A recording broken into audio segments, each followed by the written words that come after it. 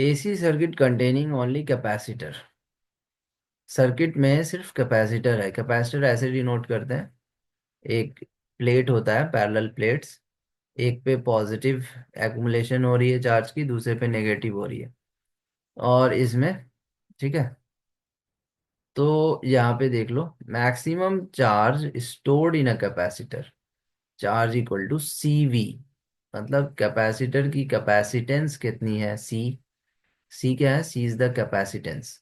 जैसे रेजिस्टर का रेजिस्टेंस होता है, इंडक्टर का इंडक्टेंस होता है, कैपेसिटर की वैल्यू को कैपेसिटेंस कहते हैं, मल्टीप्लाइड बाई वोल्टेज। ये वैल्यू याद रखना है, Q इक्वल टू CV।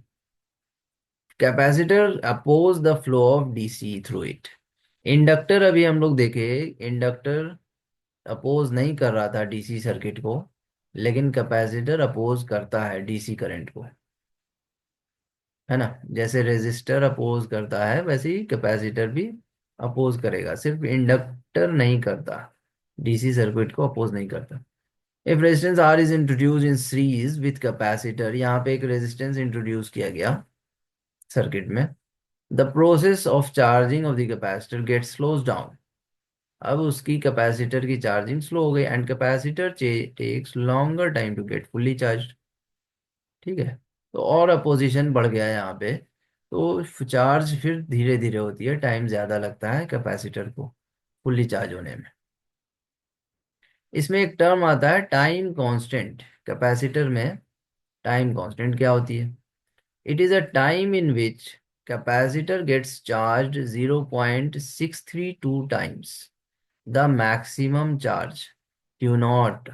मतलब जो क्यू नॉट मैक्सिमम चार्ज उसकी हो सकती है किसी कैपेसिटर की, उसका 0.632 टाइम्स, मतलब 63% के अप्रोक्स, 0.632 टाइम्स चार्ज होने में जितना टाइम लगेगा, उसी टाइम को कहते हैं टाइम कांस्टेंट ऑफ जो RC सर्किट है या कैपेसिटर। हाँ, RC हो गया ना ये प्योरली कैपेसिटर सर्किट नहीं हुआ, बल्कि इसमें रेजिस्टर भी इंट्रोड्यूस किया गया था। प्योरली कैपेसिटर नहीं हुआ ये, इसमें रेजिस्टर इंट्रोड्यूस किया था हम लोगों ने। तो ये RC सर्किट हो गया, दोनों है, रेजिस्टेंस भी है, कैपेसिटर भी है। तो वही कह रहा है कि 0.62 टाइम्स होने में, चार्ज होने में जितना टाइम लगता है उसको टाइम कांस्टेंट कहते हैं। इसका ग्राफ कुछ ऐसा जाता है चार्ज होने का। अगर मान लो RC की वैल्यू यहाँ पे है, RC, तो 0.632 टोटल चार्ज इतना एक्युमुलेट हो सकता है, लेकिन इतना टाइम जो लगेगा, 0.632 टाइम्स चार्ज होने में जितना टाइम लगेगा इसको, उसको कहते हैं हम लोग टाइम कांस्टेंट। चलो आगे देखते हैं। Consider a pure capacitor C connected across source of E। ये कैपेसिटर को E से कनेक्ट किया गया एप्सिलॉन से। Potential difference between plate equal to applied EMF। तो दोनों प्लेट के बीच में, ये जो कैपेसिटर का प्लेट है इसके बीच में जो वोल्टेज होगा, वो जितना अप्लाई कर रहे हैं हम लोग अप्लाइड EMF, वही वोल्टेज यहाँ पे क्रिएट होता है। तो वही हो गया V इक्वल टू जो है वहां पे एप्सिलॉन के बराबर होगा, ये एप्सिलॉन है, इसीलिए I epsilon naught sine omega T. लेकिन V का फॉर्मूला हम लोग वहां पे पढ़े कि C इक्वल टू Q/V होता है, कैपेसिटेंस का formula, charge total charge by, मतलब total charge accumulated by voltage applied, है ना। कैपेसिटर के क्रॉस कितना वोल्टेज अप्लाई कर रहा है और टोटल चार्ज कितना हो रहा है उसमें स्टोर, उससे कैपेसिटेंस निकलता है। यहाँ से V की वैल्यू आ गई है Q/C, यहाँ पे रखेंगे अब Q/C। ठीक है, तो Q इक्वल टू क्या हो रहा है, CV। अच्छा, Q इक्वल टू CV हो रहा है, तो V की वैल्यू को यहाँ से हम लोगों ने यहाँ पे भी रखा, C epsilon naught sine omega T. अब Q आ गया, तो Q से टाइम करंट निकालना है, dQ/dt होता है, डिफरेंशिएशन करना पड़ेगा। इसका डिफरेंशिएशन करेंगे तो sign omega T cos omega T हो जाएगा। ठीक है, डिफरेंशिएशन में sign omega T cos omega T, and जो ओमेगा कांस्टेंट था अंदर वो बाहर भी चला आएगा, तो omega C epsilon not cos omega T, इसका डिफरेंशिएशन आया। डिफरेंशिएशन करने आना चाहिए ये सब तुमको। अब जो है नॉर्मल तरीके से अगर देखें तो ये होता है हमारा फॉर्मूला अल्टरनेटिंग करंट का, है ना। लेकिन यहाँ पे क्या हो रहा है, इसको हम लोगों ने आई नॉट मान लिया, इस पूरे वैल्यू को आई नॉट मान लिया इसको, वही आई नॉट लिखा है यहाँ पे। उसके बाद कॉस ओमेगा टी था, इसको साइन में कन्वर्ट किया गया, तो 90 प्लस थीटा हो गया, 90 प्लस थीटा। तो फेज डिफरेंस कितना आ रहा है, 90 डिग्री इसमें भी आ रहा है फेज डिफरेंस। आई नॉट क्या हो गया हमारा, आई नॉट जो हुआ वो क्या हो गया, ओमेगा सी एप्सिलॉन नॉट, जो यहाँ पे था omega C epsilon naught, I naught हो गया, है ना। तो इसको हम लोग लिख सकते हैं एप्सिलॉन नॉट बाई 1/ओमेगा सी, यही ओमेगा सी ऊपर जा करके ऐसा बन जा रहा है। तो ये हो गया तुम्हारा एक तरह का रेजिस्टेंस हो गया। किसका रेजिस्टेंस है ये, कैपेसिटर का रेजिस्टेंस है ना। कैपेसिटर के अंदर अपोजिंग पावर कितनी है वो इससे डिनोट हो रहा है, ठीक है, कैपेसिटेंस 1/ओमेगा सी। तो यहाँ से निकाला जा सकता है maximum peak value of current निकालना है अगर, तो पीक वैल्यू ऑफ वोल्टेज ले लो और ये कैपेसिटर की वैल्यू को ले लो, 1 बाई ये क्या हो गया, रिएक्टेंस ऑफ आरसी सर्किट है, 1/ओमेगा सी। फेजर डायग्राम में 90 डिग्री क्या होगा, ये आगे चलेगा, क्योंकि +π/2 था, तो 90 डिग्री करंट क्या होगा, आगे रहेगा। -π/2 होता तो 90 डिग्री पीछे होता, है ना, यहाँ होता 90 डिग्री फिर। लेकिन 90 डिग्री प्लस में है तो ये आगे है करंट तुम्हारा, वोल्टेज से आगे है, दोनों के बीच में 90 डिग्री। ये डायग्राम बना लो, आरसी सर्किट का डायग्राम। आरसी का हो या प्योरली कैपेसिटर, कैपेसिटर सर्किट है।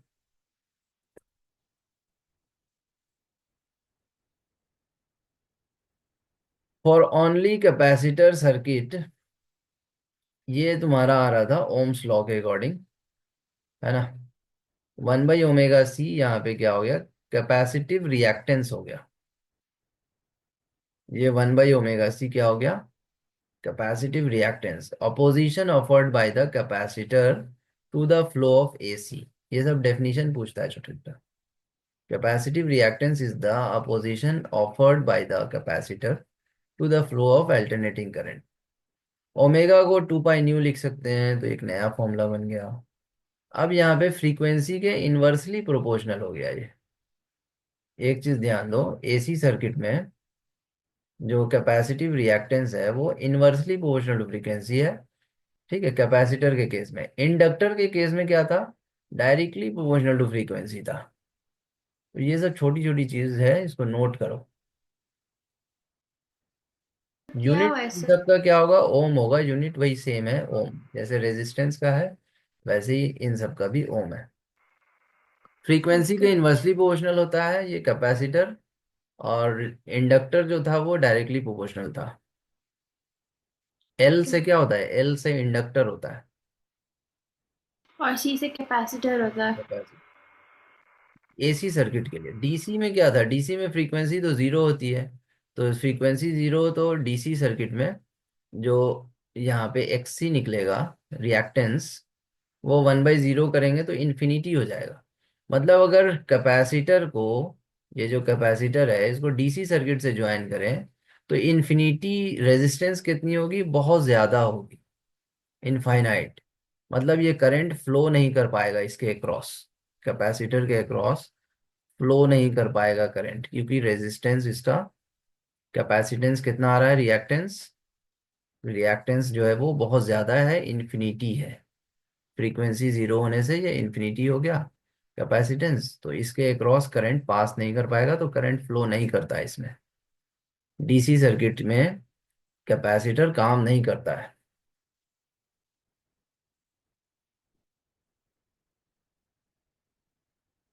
है ना। ठीक है। इंडक्टर जो था, इंडक्टर काम कर रहा था उसमें, डीसी सर्किट में, उसमें कोई भी क्या हो रहा था कि रिएक्टेंस नहीं जनरेट हो रहा था, पूरा का पूरा करंट उसमें पास हो रहा था। For AC circuit containing inductor only, तो इंडक्टर, ये अब समरी लिखाया गया है यहाँ पे, सिर्फ इंडक्टर है अगर, तो एक्सएल की वैल्यू ओमेगा एल होती है। और इसी ओमेगा एल को हम लोग एप्सिलॉन बाई ओम्स लॉ लगा देते हैं करंट निकालने के लिए। आरएमएस के लिए ओम्स लॉ लगाएंगे तो RMS voltage by omega L. ठीक है। और आरएमएस वोल्टेज जो होता है वो इससे कैसे रिलेटेड होता है, तो A naught epsilon naught by root two होती है। ओमेगा एल पहले से है नीचे, तो ये हो गया आरएमएस की वैल्यू, है ना, और ओमेगा एल पहले से, तो ओमेगा एल। ये सब फॉर्मूला लिख करके रखना था। कैपेसिटर के लिए क्या होगा, 1/ओमेगा सी रिएक्टेंस होता है इसका, कैपेसिटिव रिएक्टेंस। और इसको यूज करेंगे ओम्स लॉ में। फिर आरएमएस के लिए ओम्स लॉ लगाएंगे तो ये 1/ओमेगा सी होगा। आरएमएस को कन्वर्ट करना है इससे अगर, तो E0/√2 लगाएंगे, और 1/ओमेगा सी जैसे है वैसे ही रहेगा। अब इस पे तुम क्वेश्चन करो आराम से। फ्रीक्वेंसी दे रखा है, ये तुम्हारा इंडक्टेंस दिया है कॉइल का हेनरी में, मिली हेनरी। फ्रीक्वेंसी दिया है, ओमेगा निकल जाएगा। इंडक्टेंस दिया है तो एक्सएल पूछा है, रिएक्टेंस कितना है, एक्सएल। एक्स इंडक्टर के लिए क्या होता है, ओमेगा एल होता है। कैपेसिटर होता है तो 1/ओमेगा सी करते हैं।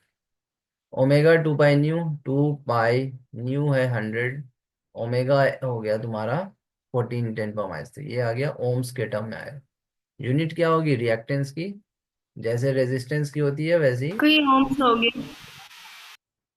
ये क्वेश्चन करो एक, प्योरली इंडक्टर सर्किट है, इतना दिया हुआ है इसका, है ना, कैपेसिटेंस 25 मिली हेनरी, इंडक्टेंस दिया है इसका, है ना, एल की वैल्यू है, इस connected to 220 volt inductance, reactance बताना है तुमको, RMS current in the circuit भी बताना है, सोर्स का फ्रीक्वेंसी 50 हर्ट्ज है। ठीक है, तो गिवन है पहले लिख लो, इंडक्टेंस और ई आरएमएस, आरएमएस वैल्यू दिया हुआ है ना, सोर्स का वोल्टेज दिया है ना, तो वोल्टेज हमेशा आरएमएस होगा, अगर उसमें गिवन नहीं है कुछ तो आरएमएस मानते हैं। फ्रीक्वेंसी 50। अब इंडक्टिव रिएक्टेंस निकालेंगे, 2 पाई न्यू एल, न्यू की वैल्यू 50 है यहाँ से, एल की वैल्यू यहाँ से मालूम, तो ये इंडक्टिव रिएक्टेंस आ गया। ओम्स लॉ लगा दो, तो आरएमएस/एक्सएल होगा। आरएमएस 220 है, और बाई जो एक्सएल आया ये वाला, इसको डिवाइड करेंगे तो करंट आ जाएगा, आरएमएस करंट। ये सब क्वेश्चन कराया हुआ है। यहाँ पे मैक्सिमम वैल्यू ऑफ करंट पूछा है, इंडक्टिव रिएक्टेंस इज 1 हेनरी, तो यही सेम क्वेश्चन है यहाँ पे भी, है ना।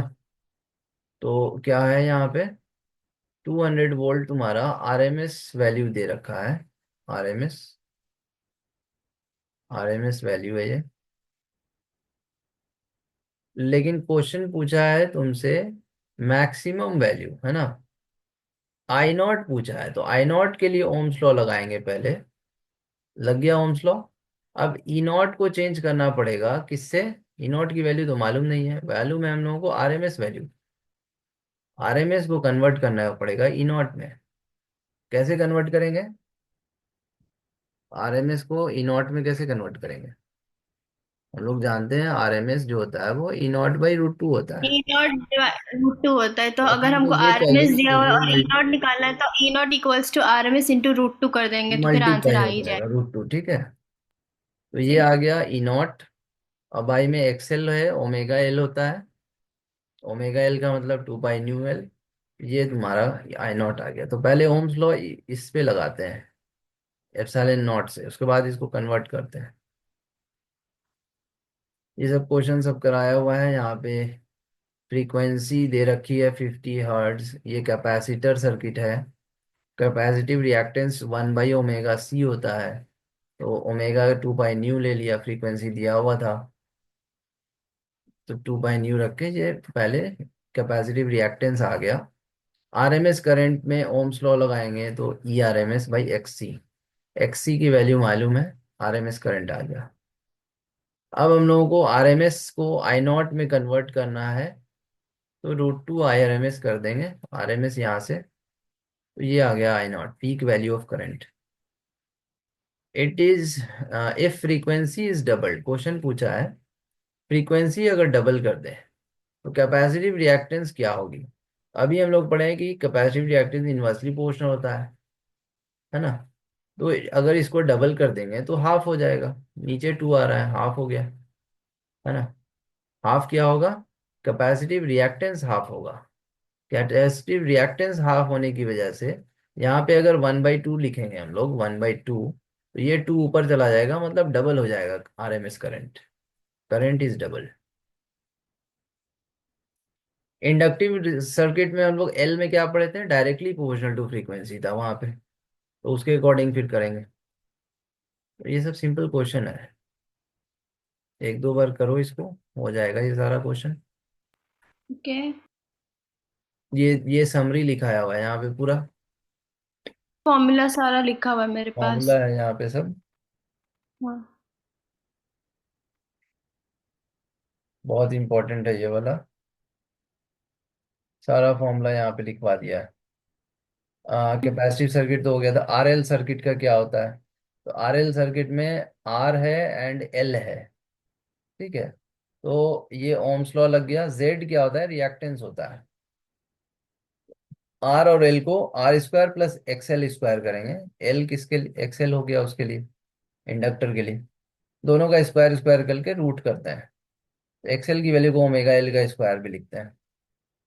tan फाई क्या होगा, X L by R. R हमेशा नीचे होता है tan में, आर कहाँ होता है, हमेशा नीचे होता है। इसमें भी आर नीचे है, देखो यहाँ पे भी आर नीचे है, tan फाई में हमेशा आर नीचे। आरएल सर्किट में तो एक्सएल बाई आर करते हैं, दोनों को रेजिस्टेंस को डिवाइड किया जाता है। तो एक्सएल एक का हो गया, रेजिस्टेंस नीचे। कॉस फाई में क्या करते हैं, कॉस फाई में हमेशा आर से डिवाइड होती है, आर से डिवाइड होती है। R by total resistance, R by total resistance, है ना, सब जगह वही है, R by total resistance cos के टर्म में। तो दो पैरामीटर निकाला जाता है, tan phi and cos phi. tan phi में क्या करते हैं, आर हमेशा नीचे होता है, आर सब में नीचे होगा, आर नीचे होगा tan फाई में। और कॉस फाई में आर हमेशा ऊपर होगा, न्यूमरेटर में आर होगा, ये ध्यान दो, ठीक है। तो ये दो रेजिस्टेंस को डिवाइड किया यहाँ पे, आर को टोटल रेजिस्टेंस से डिवाइड देते हैं। जेड क्या है, टोटल रेजिस्टेंस है उस सर्किट का। चलो अब देखते हैं यहाँ, आरएल सर्किट है तो टोटल रेजिस्टेंस कितना है, root under R square plus omega L square. Capacitive circuit है RC circuit, R square plus X C square. X C क्या होता है, 1/ओमेगा सी, ठीक है। तो जेड ले रहे हैं हम लोग total, total resistance. Ohm's law लगा रहे हैं करंट निकालने के लिए, voltage by total resistance, voltage by total resistance. L R C circuit या L C R circuit, L R C भी कहते हैं इसको। तो जब ये हो ना, तीनों हो, रेजिस्टेंस कैपेसिटर इंडक्टर तीनों, तो उसमें इन दोनों को घटाया जाता है, इन दोनों के रिएक्टेंस को घटाया जाता है और इसको जोड़ा जाता है। तो वही किया गया, एक्सएल माइनस एक्ससी घटा दिया और उसका स्क्वायर किए फिर। ये याद रखो, ये सब इंपॉर्टेंट है। वोल्टेज बाई टोटल रेजिस्टेंस कैसे आएगा, root under resistance square plus दोनों का डिफरेंस एक्सएल माइनस एक्ससी का होल स्क्वायर। एक्सएल क्या है, ओमेगा एल, एक्ससी 1/ओमेगा सी। यहाँ से ऐसे किया, तो ऐसे आएगा current of LRC circuit. tan phi क्या होगा, दोनों का रेजिस्टेंस घटा दो भाई, रेजिस्टेंस से डिवाइड होगी। cos फाई में आर ऊपर रहता है, नीचे टोटल रेजिस्टेंस होता है।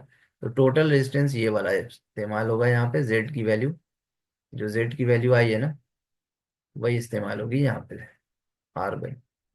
तो ये सब पैरामीटर है दो, tan phi cos phi. tan phi में आर हमेशा नीचे, cos फाई में आर हमेशा ऊपर बाई टोटल रेजिस्टेंस। चलो अब इस पे क्वेश्चन करो, ये बहुत जरूरी प्रैक्टिस करना है, इसी से क्वेश्चन आता है, यहाँ से आता है क्वेश्चन ये सब। इसलिए एलसीआर सर्किट ज्यादा इम्पोर्टेंट है। हाँ वो थोड़ा कॉम्प्लेक्स हो जाता है ना, इसीलिए उसको दे दिया जाता है कि अगर एलसीआर बना लेते हो तुम, तो बाकी फिर तो सब बन जाएगा, इजी होता है बाकी। तो ये क्वेश्चन करके तुम बताओ।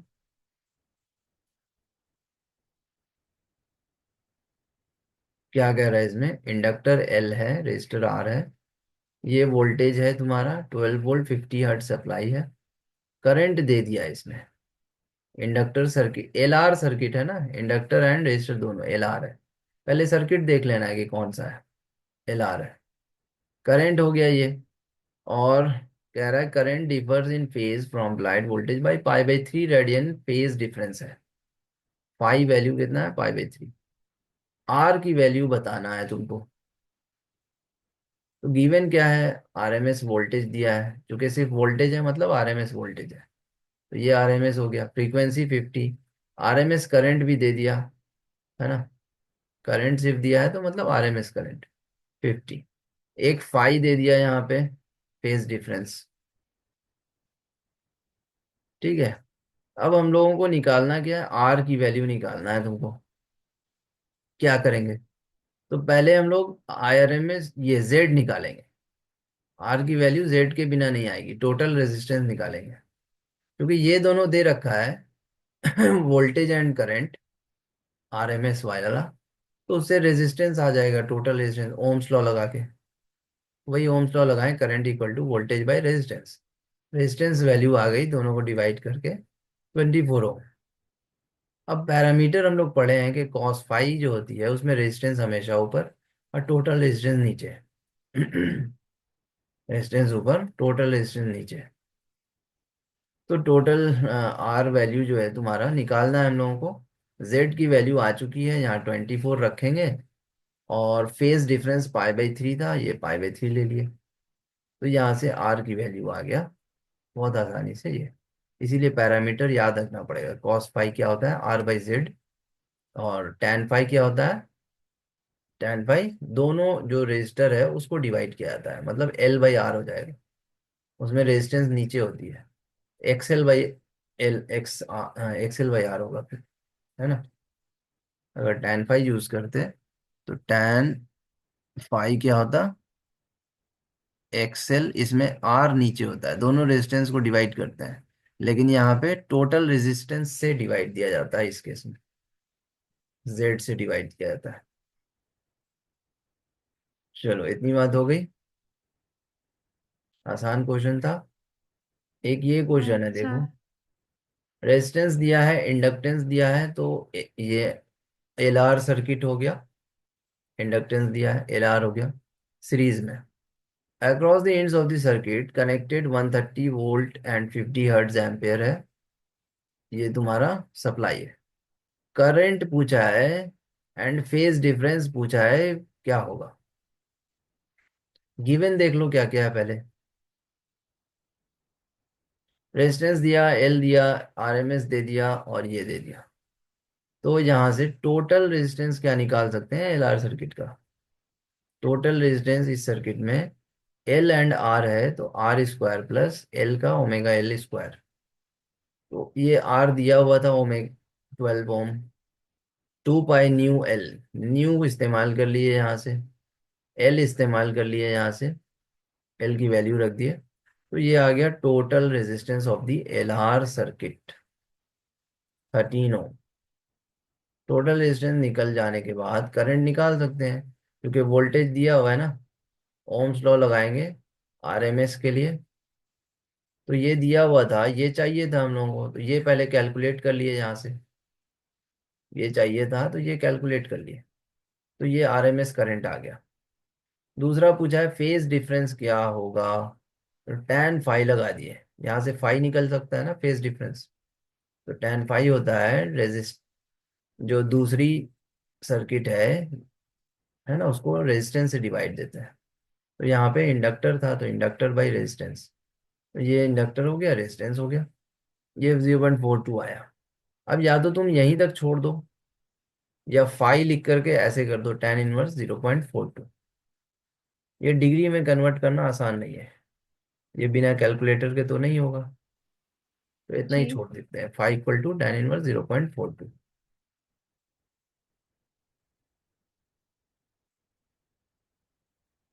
ठीक है।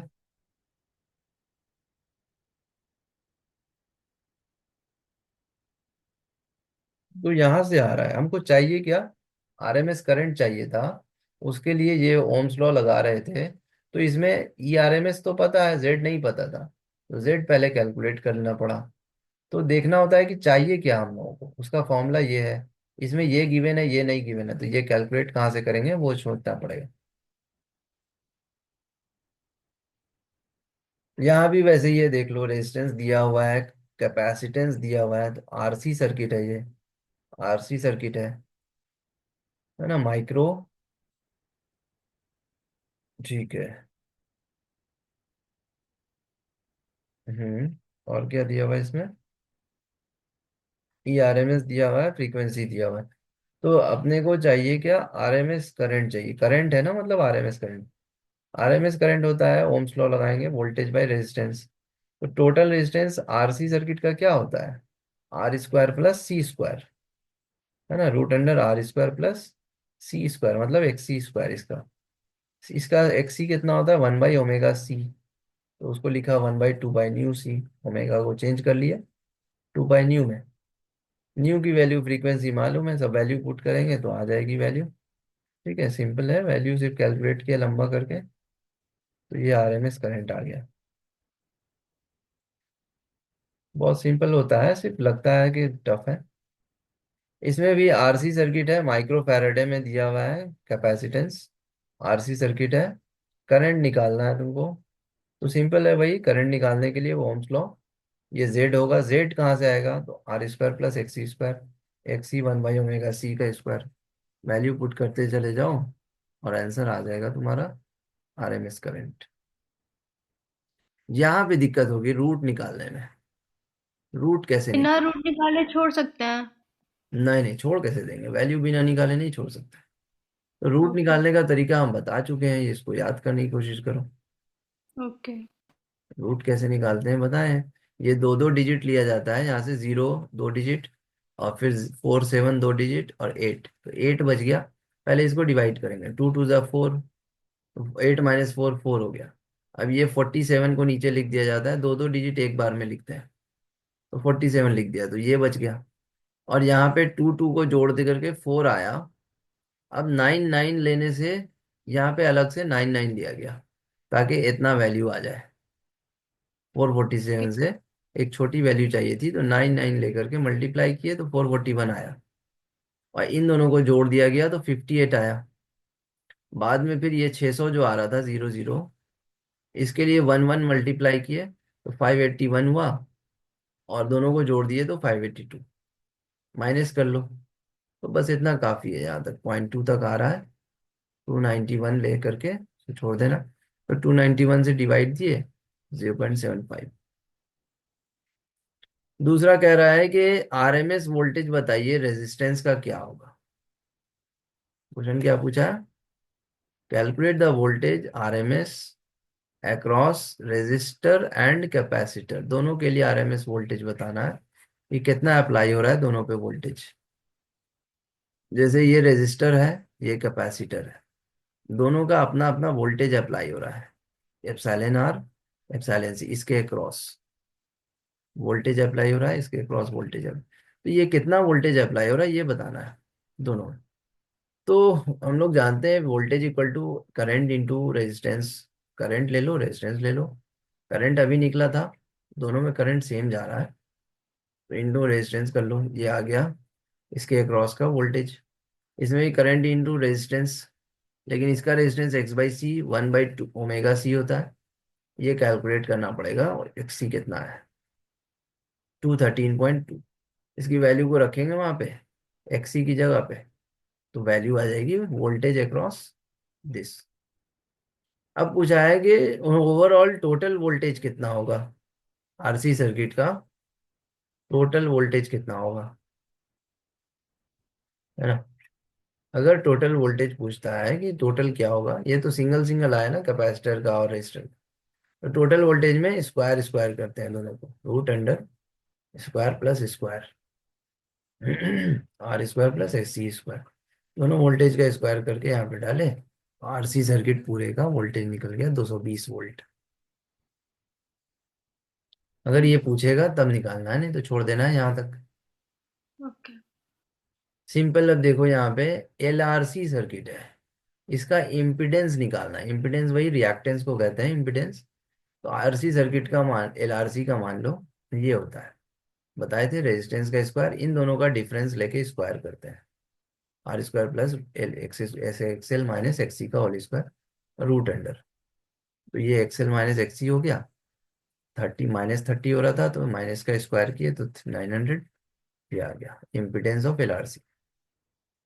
यहाँ पे भी इम्पिडेंस ऑफ एलआरसी यूज करना है। इम्पिडेंस ऑफ एलआरसी चाहिए तो पहले एक्सएल निकालना पड़ेगा। एक्सएल को अलग से निकाल लो पहले, 2 पाई ओमेगा ओके। एल से। एक्स सी को अलग से निकाल लो, 1/ओमेगा सी। दोनों वैल्यू आ गई जब, उसके बाद यहाँ पे पुट करो तो फिर आसानी होगी, है ना। ये माइक्रो फैराडे में सी दिया हुआ था। माइक्रो का मतलब 10⁻⁶ फैराडे। इसी को यूज करते हैं ओके। हम लोग 2 पाई सी की वैल्यू में।